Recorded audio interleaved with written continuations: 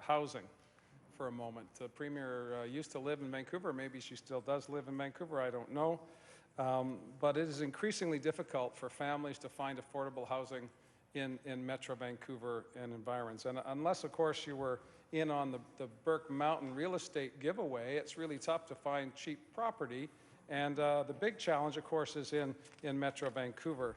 And the program, or the hashtag I don't have $1 million is one that I think may well have come to the attention of the Premier. It has not come to the attention of the Minister of Housing. He believes that it's not even appropriate to have any way to manage and track what the challenges are for young families in the Lower Mainland. But because Families First is such a high priority for the Premier, I wonder if she's given any thoughts to how she would help manage increased costs for housing in the Lower Mainland, particularly with respect to non-resident owners.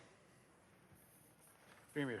Thank you. Well, affordability in the Lower Mainland across the province is a central issue for us in this government, making sure that we recognize it is really difficult to get ahead, particularly in Vancouver, where housing prices are very high compared to places all around the other comparable cities across Canada and around the globe. So we are giving that some very serious thought and putting some hard work into working our way through that. And I'd ask the member to make sure that that he stays tuned. I want to talk about an international conference in Singapore hosted by Credit Suisse, and at that conference the head of the largest private money manager in attendance, Lawrence Fink, who manages $4.7 trillion, there's that number that the Premier seems to think is going to be coming here in investments, and he told those assembled, those smart investors, that they should put their money into condos in Vancouver, not into the gold market.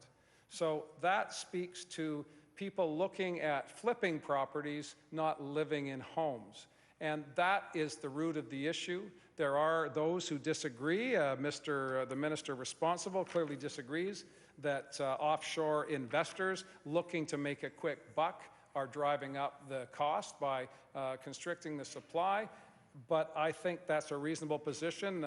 Bob Rennie, Order of BC, at the recommendation of the Premier, a fundraiser for the Premier, thinks this is a pretty important issue. The Mayor of Vancouver and the Council in Vancouver clearly seized of this challenge. In my discussions with councillors there, they think the #1 issue in Vancouver is housing. The Premier touched upon the work that the minister's been doing on affordable housing or social housing for the homeless, but what about those who are looking to get into the market and home ownership in the Lower Mainland? Does the Premier not agree that tracking the problem is the first step to trying to find solutions?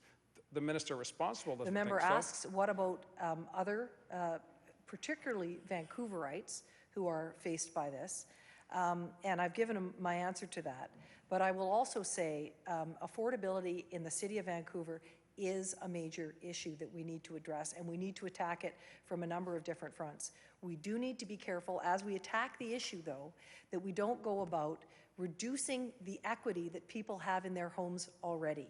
We need to make sure that the solutions we find for affordability across the board, particularly in Vancouver, aren't ones that have unintended consequences that end up robbing people of equity that they've built up over the years.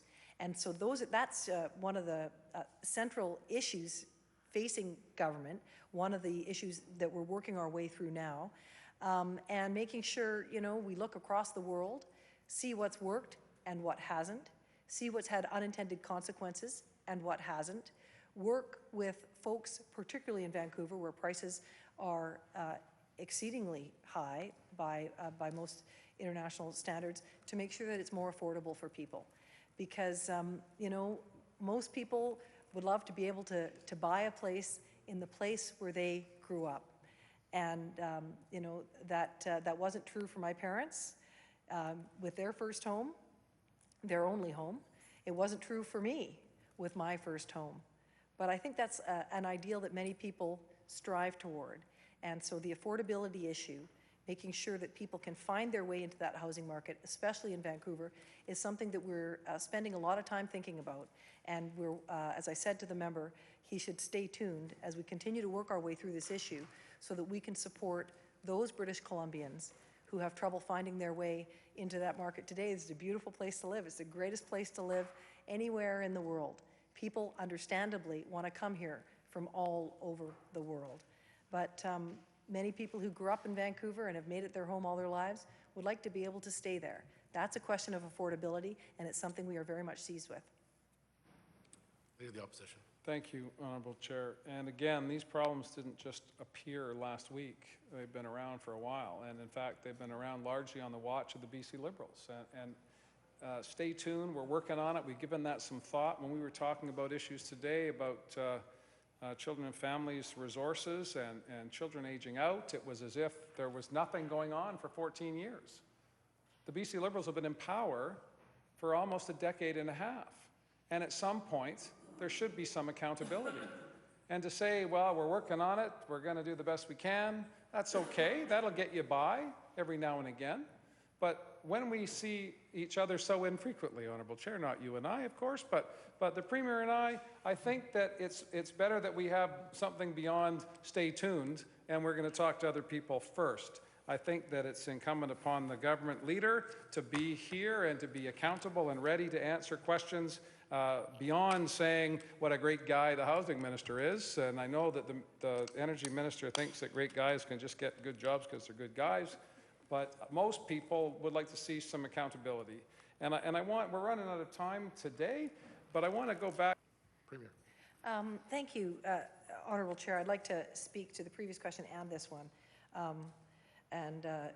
So just, I'm recalling the last time government went in, and it was an NDP government that went in to deal with property tax increases. It was in 1993 when the then Minister of Finance introduced a budget that had $800 million worth of tax increases, including a surtax on property and a reduction in grants. Homeowners, particularly on the west side of Vancouver, went into revolt. They were going to absolutely be clobbered by the move that the government made back then. We need to make sure that any changes that we make with respect to affordability don't have unintended consequences and don't clobber people that already have homes in the city of Vancouver in particular. We want to make sure that whatever measure we're able to take, it's one that's fair, and it's one that respects the fact that people who have invested in their homes, many of whom will already have large mortgages, don't see the government,